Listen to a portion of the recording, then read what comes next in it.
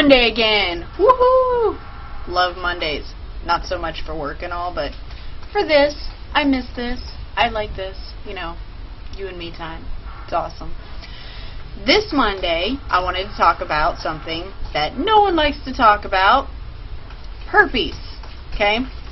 So, I always get, like in the summertime, or like if I get hit in the mouth, I always get like fever blisters on my lips. And I have a friend of mine, same friend that also shot me in the mouth with a bottle rocket one time. He, every time I get a blister, he's always like, "Oh, you got herpes, you got herpes." He's always poking at my lip and stuff. Well, for the longest time, I was all like, I don't have herpes, it's a fever blister. Okay? Well then, after going to college, and you had to pick a virus in microbiology to study for 4 months, and then do a report on, I learned that it actually is a strand of herpes. Most people don't like talking about herpes, and when they hear herpes, they're all like, "Oh my god, you have an STD or something." No. There's only one strand of the herpes virus that is an STD. The herpes itself is a family of viruses. There's many viruses. There are only 8 of those strands that infect humans. Out of the 8 strands, I'm going to talk about 3 of them. So that way, maybe next time you hear the word, you don't freak out so much. But there are 3 strands of herpes that most people know of or have heard of, but don't even maybe know if they got herpes. First question, you know, people are all like, "Hey, do you have herpes?" Nobody's ever asked me that, but, you know, just in case it ever comes up. Your first reaction is going to be, "No, I don't have herpes." But if you are capable of getting fever blisters on your mouth, if you have ever had the chicken pox, you have herpes. There is herpes simplex 1, which is fever blisters. There's herpes simplex 2, which is the STD, genital herpes. And then there is varicella zoster, which is chickenpox. So for the length of the video, I'm going to say, you know, HSV1, HSV2, and HVZ, which is the herpes varicella zoster, chickenpox. Herpes simplex 1, the fever blister, is something that's contracted at a very young age, like usually before like 5 years old. After 5 years old, it's you build up immunities to it, and it's very, very unlikely that you get it. So, like, I get fever blisters, my daughter gets fever blisters, but my husband, which never got the virus when he was younger, he doesn't get them. And so, like, if I have a blister or something, and I'm drinking something, and my daughter drinks it, it can cause her to have an outbreak. But if my husband drinks it, it ain't going to do anything to him. So, it doesn't matter. He doesn't carry the virus. And if you make out with somebody, they're not going to catch it, unless you're making out with like a 5-year-old or younger. And, you know, if you're doing that, you have a hell of a lot more problems than herpes. So, second is herpes simplex 2, which is genital herpes. We all know how that's contracted. Now, the two can get switched. Like, say you have herpes simplex 1 on your mouth. You can give it to someone in another area, or vice versa. If you have herpes simplex 2 and somebody is messing with you, they can get it on their mouth.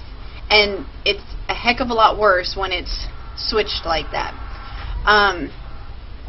The CDC, the Center of Disease Control, it is reported that 90%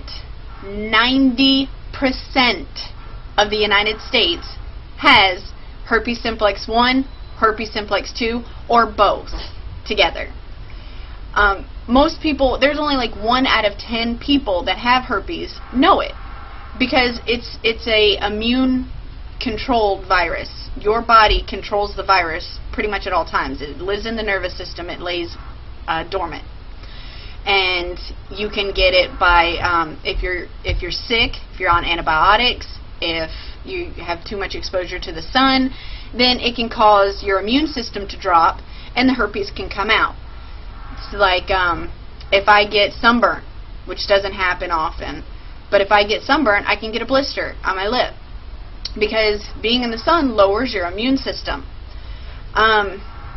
People think that herpes is something that just, recently came into effect or came out somewhere, but not true. Herpes is actually thought to be around since the beginning of mankind. It is actually documented from I think it was like 100 AD. A scholar had documented it and in his patients. HVZ, the herpes varicella zoster, chickenpox. You get that. Most people get it when they're a kid. You have the chickenpox. Most of the time, you don't get the chickenpox again. Every once in a while, you can have them twice. I was one of those lucky people that got chickenpox twice. But once you have chickenpox, you have herpes permanently. Does not go away. You got it. It's in your immune system or in your nervous system, laying dormant. It's there. Now, later in life, usually after about 50 or so, the virus can come back out. And then it comes back out not as chickenpox, but as shingles. So if you know somebody who's had the shingles or something like that, that's actually the herpes virus, and it was the chickenpox coming back out. And it can be really dangerous. If you're an older person above 50 and you're around a child that has chickenpox, it can cause your virus to come back out as shingles. If you have whatever strand of herpes that you have, if you're around someone who has it that's outbroken, it can cause your virus to come out.